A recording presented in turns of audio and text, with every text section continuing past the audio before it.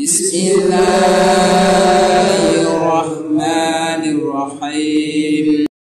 Assalamualaikum warahmatullahi wabarakatuh. Alhamdulillah wa syukurillah wassalatu wassalamu ala rasulillah Sayyidina Maulana Muhammad ibn Abdullah wa ala alihi wa sahbihi wa mawalah. Amma ba'd, yang saya hormati cabang-cabang yang hadir, sahabat-sahabat dari Banom, Muslimat, Ansar Petayat, saya lihat Ibnu PNU juga. Alhamdulillah.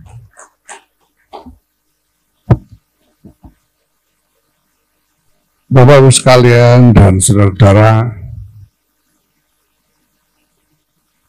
sebetulnya kita ini dituntut untuk terus maju dan jangan sampai tertahan di tempat di tengah-tengah perjuangan mengarungi zaman ini.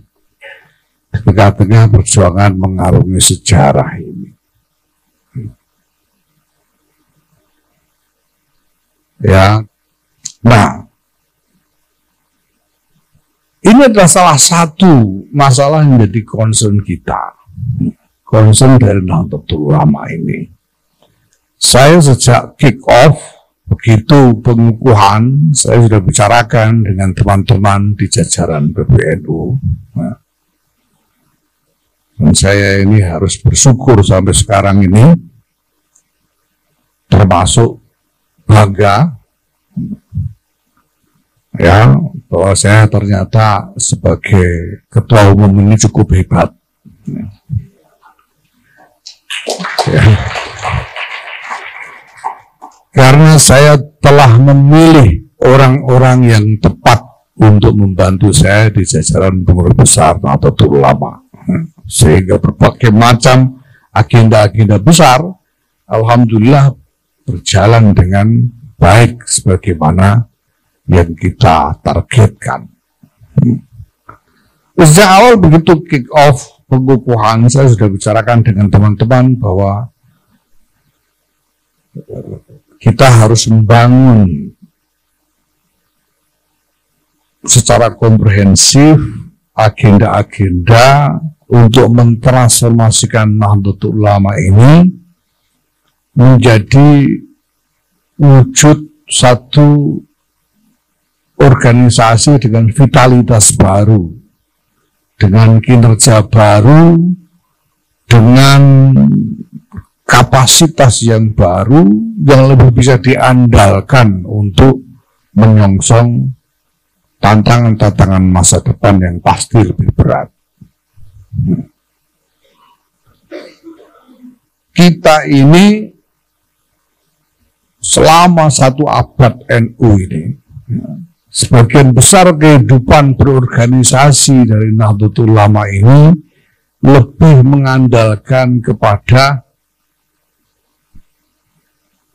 ketulusan dan semangat berkhidmah dari para khodimnya, para kader dan para pelayan organisasinya. Dan ini tidak termasuk, ini tidak hanya mereka yang masuk di dalam kepengurusan saja, tapi juga mereka yang walaupun bukan pengurus, tapi dengan segala kemampuan yang dimiliki tetap berusaha memberikan khidmah kepada Nahdlatul Ulama, khidmah atas nama Nahdlatul Ulama. Sekian puluh ribu pesantren yang ada di lingkungan Nahdlatul Ulama ini, ya, sebagian besar kiainya bukan pengurus, tapi semuanya ketika menghadirkan diri di tengah-tengah masyarakat selalu menyatakan bahwa pesantrennya itu datang sebagai wujud dari khidmah Nahdlatul Ulama. Ini luar biasa.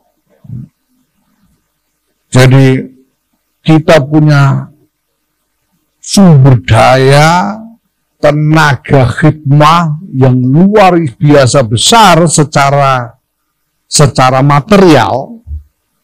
Secara material itu sudah besar sekali. Bayangkan 26.000 madrasah, 31.000 pesantren. Itu luar biasa. Entah berapa juta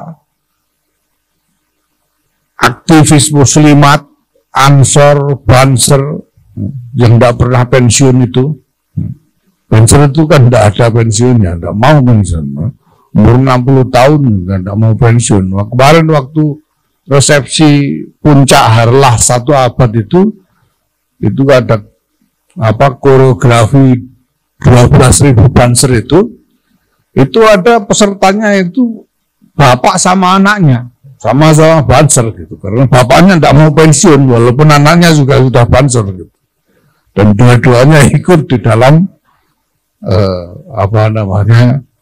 di dalam batalion koreografi pada waktu resepsi puncak harlah itu. Luar biasa besar secara material. Orang-orang membangun 26.000 madrasah itu duitnya siapa?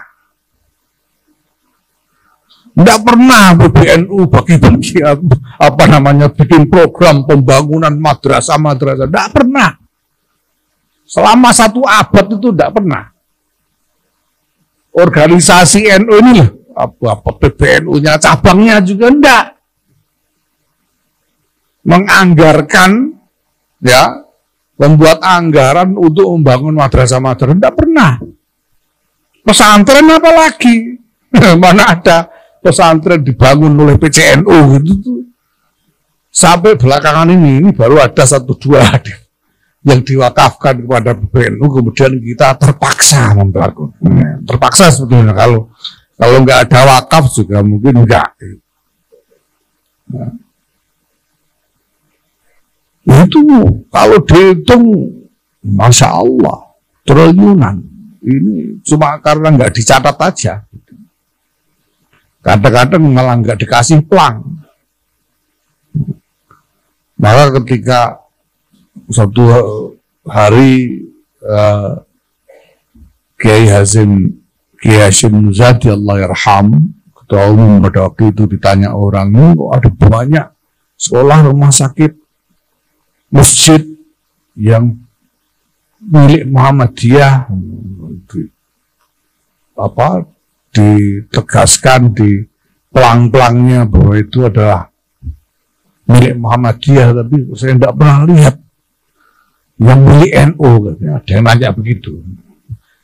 Kiai Hasyim bilang, ya nggak ada pelangnya, itu NU semua. Nah, karena kita sampai sekarang belum punya catatan tentang itu semua. Ya. Dan kalau dicatat, Masya Allah sudah. Bagaimana cara? Kemarin saya pede aja, saya ketemu dengan satu rombongan delegasi dari Pakistan yang melakukan lawatan selama seminggu di Indonesia ini untuk belajar dari organisasi-organisasi sosial yang ada di sini. Ya, saya sampaikan bahwa NU ini operasi raksasa. Sekarang ini 56,9% dari seluruh penduduk Indonesia mengaku sebagai pengikut NU. Itu berarti 56,9% dari kira-kira 285 juta orang. 150 juta. Nah, saya sampaikan 31.000 pesantren, 26.000 sekolah. Jadi budget anggaran tahunan kami itu kira-kira antara 150 sampai 200 juta dolar Amerika setiap tahunnya. Walaupun kita tidak punya catatannya kan gitu. Ini soal catatan aja. Tapi sekian banyak pesantren itu coba. Saya sendiri pernah nungguin pesantren itu pusing setiap harinya itu karena kebutuhan sumber daya yang untuk mengelola itu memang besar sekali. Ya. Nah, itu masih ditambah dengan sumber daya non material yang tidak ternilai harganya, yaitu apa? Tradisi dan budaya ikhlas. Orang NU ini memang ya tradisinya ikhlas, budayanya itu budaya ikhlas. Ikhlas itu buat orang NU sudah jadi peradaban. Ya, makanya ini walaupun nggak ada gajinya mau datang semua, nggak ada gaji mau aja tetap aktif berkhidmat di dalam NU, apalagi kiai-kiai. Padahal ikhlas itu perkara yang sulit sekali, Masya Allah ikhlas. Ikhlas yang hakiki itu sulit sekali. Kenapa? Karena orang bisa ikhlas beneran itu kalau memang sudah kenal dengan Allah Subhanahu wa Ta'ala. Kalau sudah makrifat itu baru bisa. Ya kalau tidak kenal itu mau ikhlas gimana caranya, kan tidak mungkin. Ya. Kalau sampean belum kenal dengan seseorang lah, belum kenal, cuma dengar-dengar aja, lalu disuruh bekerja tanpa bayaran demi kepentingan, ya, untuk mengabdi kepada orang itu pasti berat. Apalagi Allah Subhanahu wa Ta'ala, ikhlas yang hakiki itu berat sekali. Tapi karena kita ini punya ajaran tentang tawassul, kita bisa berikhlas dengan wasilah. Mungkin tidak ikhlas langsung kepada Allah, tapi ikhlas dengan wasilah. Misalnya wasilah dari guru-guru kita, wasilah dari kiai-kiai kita. Karena ini adalah guru-guru kiai-kiai yang sungguh-sungguh kita kenal. Dan kita rela betul untuk melakukan sesuatu, mengabdi kepada beliau karena kita kenal betul dengan beliau-beliau. Nah, saya itu punya madrasah. Makanya saya sekarang ini, saya tidak mau bikin sekolah umum di pesantren saya. Karena kalau sekolah umum itu nanti harus cari guru matematika, guru fisika, bahasa Inggris, dan lain-lain toh. Dan nyari guru-guru pelajaran macam itu yang mau ngajar tanpa dibayar itu susahnya minta ampun. Susah, memang saya malas, nanti saya repot nyarikan gaji guru saya. Nah, saya bikin madrasah diniyah yang cuma ngajar kitab-kitab yang memang biasa diajarkan di pesantren. Lalu saya minta alumni pesantren untuk mau ngajar. Dan itu mereka mau datang mengajar tanpa gaji, apalagi gaji. Transportnya saja nggak diganti. Dan mereka ini mau disiplin mengajar hanya dengan ditakut-takuti kualat. Ini mereka ikhlas demi siapa? Demi guru, tapi dengan keyakinan bahwa guru inilah nanti yang bisa menjadi wasilah dengan sanatnya. Ya, kalau bukan gurunya langsung, ya sanatnya dari gurunya kepada Allah Subhanahu wa Ta'ala. Ini alhamdulillah. Dan saya kira ini yang menjadi barokah besar buat Nahdlatul Ulama. Sehingga sekarang ini secara mengagetkan, orang-orang bingung semua. Ini fenomena apa? Karena tiba-tiba survei tahun 2023 ini mendapatkan hasil bahwa 56,9% penduduk Indonesia ini mengaku NU secara eksplisit. Jadi surveinya ini yang ditanya, sampean Muslim enggak? Muslim. Ikut Muhammadiyah apa NU apa yang lain? Yang jawab saya ikut NU itu 56,9%, separuh lebih. Dan kalau kita lihat bagaimana perkembangannya dari waktu ke waktu, ini lebih menakjubkan lagi. Tahun 1955 pemilu yang pertama, NU itu cuma 18% suara, tahun 55. Ya. Nah kemudian kita pakai ini aja lah yang sudah terkenal, surveinya LSI, Denny JAN ya. Tahun 2005, survei hasilnya 27% penduduk Indonesia mengaku NU 2005. Nah itu antara 55 sampai 2005 itu 50 tahun itu memang nggak ada yang ngecek karena susah. Zaman Orde Baru kan susah itu ngecek itu pemilu ya. Pokoknya jatahnya 18% gitu aja. Tiba-tiba 2005 disurvei 27%. Nah 2023 56,9%, 2 kali lipat. Dalam waktu hanya 18 tahun. Naik 2 kali lipat. Ini Masya Allah, saya sendiri masih belum sepenuhnya memahami ini karena apa? Orang berbondong-bondong ikut NU. Maka sebetulnya ini sudah waktunya kita mengajak santri-santri, kiai-kiai ya, untuk wiridan tasbih dan istighfar. Karena perintah idza jaa nasrullah wa huwal fathu wa ra'aitan nasa yadkhuluna fi dinillahi afwaja fasabbih bihamdi rabbika wastaghfirhu. Ini berbondong-bondong betul, 18 tahun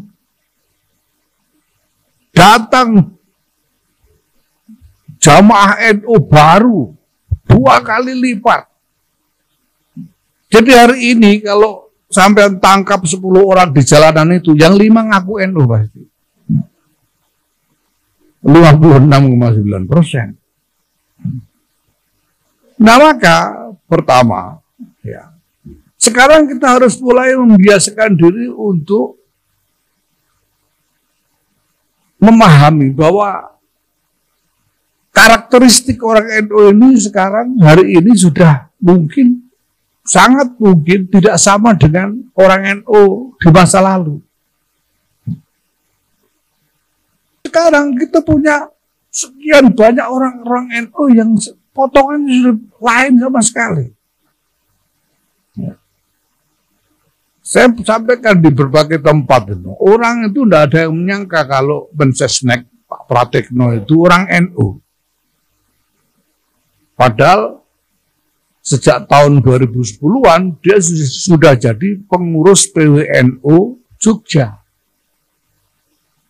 Tapi orang tidak nyangka ini bahwa ini ternyata orang NU, karena potongannya nggak kayak orang NU, kira-kira gitu. Orang potongannya beda. Dia agak tidak NU, padahal NU. Dan saya tahu persis dimanapun dia berada, termasuk di dalam jabatannya sekarang, dia sama sekali tidak berkurang ghirahnya untuk berkhidmah kepada Nahdlatul Ulama. Siapa sangka kalau Presiden Joko Widodo NU coba. Kemarin malah dituduh-tuduh PKI segala macam itu. Dan ternyata NU. Bagaimana tidak NU? Dia jelas-jelas sekali ya, punya hero untuk berkhidmah kepada Nahdlatul Ulama. Coba, siapa yang menetapkan Hari Santri sebagai hari nasional? Presiden Jokowi. Setelah puluhan tahun resolusi jihad diabaikan orang. Dan coba diingat, begitu NU membuat kampanye tentang Islam Nusantara, Presiden Jokowi langsung maju ke depan ikut mengkampanyekan, sehingga menjadi wacana yang luar biasa kuat, bukan hanya secara domestik di Indonesia loh, ini sampai ke dunia internasional, ini luar biasa, dan sampai sekarang. Makanya kemarin saya menghadap beliau untuk meminta beliau menjadi anggota, jadi salah seorang dari Dewan Pengampu Gerakan Keluarga Maslahat NU ini. Saya minta beliau sebagai Nahdliyin, bukan sebagai presiden, sebagai Nahdliyin. Kiai Ma'ruf ini sama, Kiai Ma'ruf seperti Kiai Ma'ruf Amin, kita minta juga sebagai Nahdliyin, sebagai orang NU, bukan sebagai wakil presiden. Ya. Yang beliau lalu sami'na wa ata'na, NU beneran. Nah ini. Jadi ini yang pertama. Bahwa kita tidak bisa, itu artinya kita tidak bisa lagi berpikir tentang layanan bagi warga NU ini hanya kepada satu segmen tertentu saja. Misalnya bahwa ya kalau NU mau bikin program itu harusnya ya untuk pesantren saja. Tidak bisa begitu. Tidak bisa begitu. Karena sekarang yang merasa NU ini bukan hanya mereka yang beredar di sekitar pesantren saja. Itu yang di terminal-terminal, di pasar-pasar, di pinggir-pinggir jalan. Itu mereka juga banyak. Di antara mereka NU. Kemarin saya ketemu beberapa waktu yang lalu halal bihalal di Semarang itu, kita mengundang penyanyi dangdut koplo namanya Sodik dari Jawa Timur itu, yang kemudian menciptakan lagu 100 tahun derek kiai. Ini dia mengatakan saya NU, kalau tidak diakui NU-nya ya ngamuk dia. Tapi penyanyi dangdut koplo kan gitu. Ada orang yang begini. Maka Bapak Ibu sekalian, ketika kita berpikir tentang khidmah Nahdlatul Ulama, ya, kita harus berpikir tentang khidmah semesta, khidmah untuk semua orang, khidmah inklusif. Bahwa kalau kita menyediakan layanan sebagai program, sebagai layanan kepada masyarakat, maka kita buka untuk semua orang, supaya semua boleh mendapatkan layanan NU. Saya senang sekali ketika sedang waktu COVID kemarin, kita buat program vaksinasi itu, ya. Kita buka di kantor PBNU sana, di gedung PBNU, program vaksinasi membludak yang datang, ya. Sampai kita kekurangan vaksin, harus nambah-nambah. Tadinya cuma dijatah 1.000, tapi harus nambah sampai 2 kali, sampai berapa Pak? Sampai 2.000-an. Dan saya senang kenapa? Yang datang orang-orang itu potongannya macam-macam. Jadi bukan hanya potongan sarungan pakai songkok begini, enggak, macam-macam. Yang perempuannya juga macam-macam, Bu. Bukan cuma potongan muslimat fatayat begini. Ada yang pakai rok mini segala itu. Nah itu berarti apa? Masyarakat ini telah melihat bahwa NU mau menyediakan layanan untuk mereka semua. Dan mereka tidak segan-segan untuk ikut mendapatkan layanan dari Nahdlatul Ulama. Nah, dalam konteks seperti inilah ya, kita kemudian meng-create satu program yang kita beri nama Gerakan Keluarga Maslahat NU ini. Ya, yang ini dimaksudkan sebagai program yang langsung berhubungan dengan masyarakat di tingkat basis, di tingkat paling bawah. Dan kita bingkai dalam unit keluarga. Kenapa? Karena di dalam keluarga itu semua urusan masuk. Semua urusan masuk. Dalam keluarga ini urusan anak-anak masuk, stunting dan lain-lain masuk. Soal bimbingan keagamaan masuk.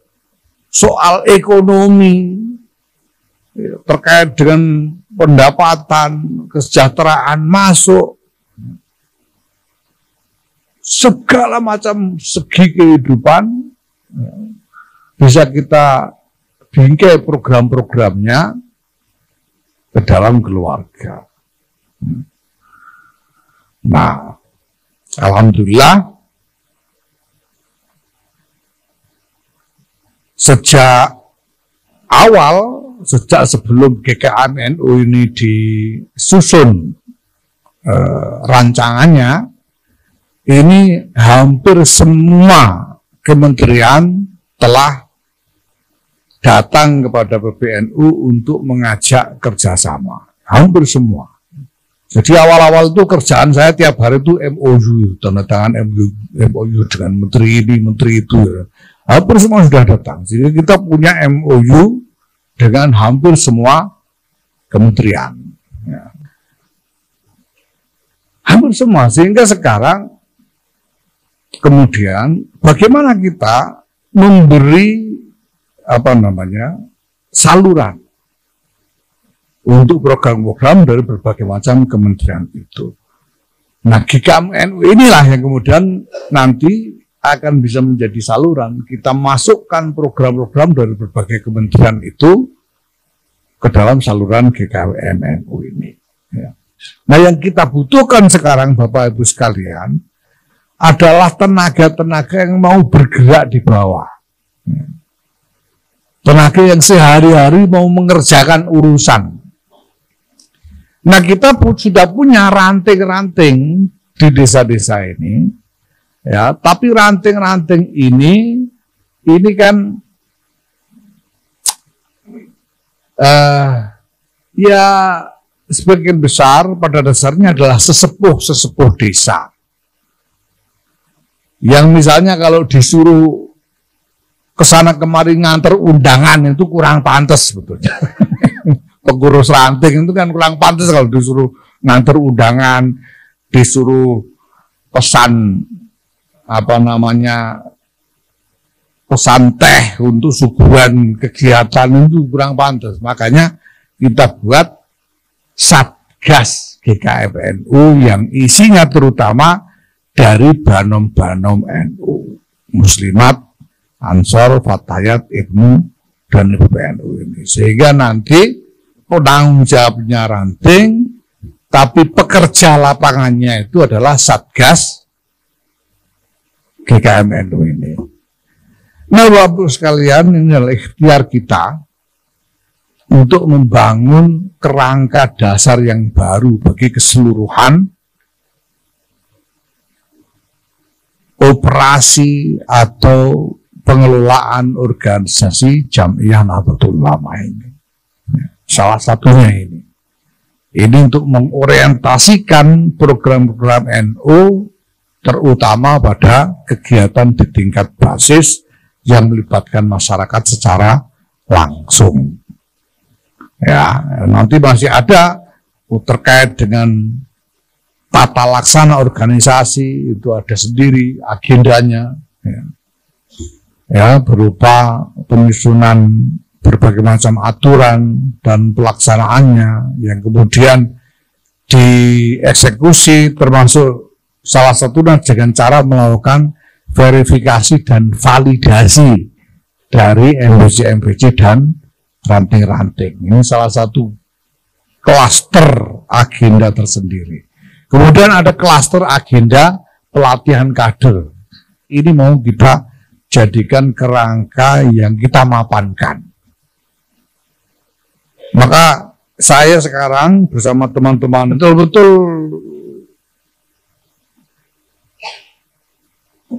kerja keras sehari-hari untuk mengejar supaya ini bisa jadi mapan segera mungkin, mapan sesegera mungkin. Ya, supaya apa? Supaya nanti seterusnya ini menjadi pola yang tidak ditinggalkan.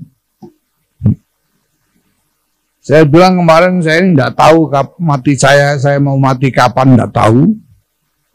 Nanti kalau habis periode ini cabang-cabang masih mau memilih saya lagi apa enggak juga saya tidak tahu. Tapi apapun yang terjadi, saya ingin supaya agenda-agenda besar, kerangka-kerangka mendasar ini terus dilanjutkan, jangan sampai terhenti.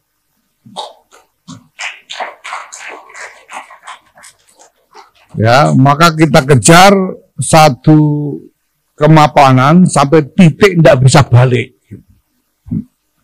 Sampai titik orang kalau mau membatalkan itu susah. Mau membatalkan itu sudah sulit. Ini yang mau kita kejar. Nah, saya mengajak Bapak-Ibu sekalian, saudara-saudara, para sahabat untuk ikut bekerja bersama-sama kami, karena ini sangat penting dan sangat mendasar, artinya bagi pengembangan Nahdlatul Ulama ke depan. Dalam Munas dan Kongres beberapa bulan yang lalu di Jakarta, kita membuat tema mendampingi umat memenangi masa depan. Jadi semua yang kita lakukan saat ini dan seterusnya, ini semua adalah dalam rangka mendampingi umat dan mengembangkan kesiapan untuk memenangi masa depan. Semoga futuh Allah Subhanahu wa taala dianugerahkan kepada kita semua sehingga maksud-maksud baik ini bisa terwujud. Allahul muwaffiq ila aqwamit thoriq. Wassalamualaikum warahmatullahi wabarakatuh.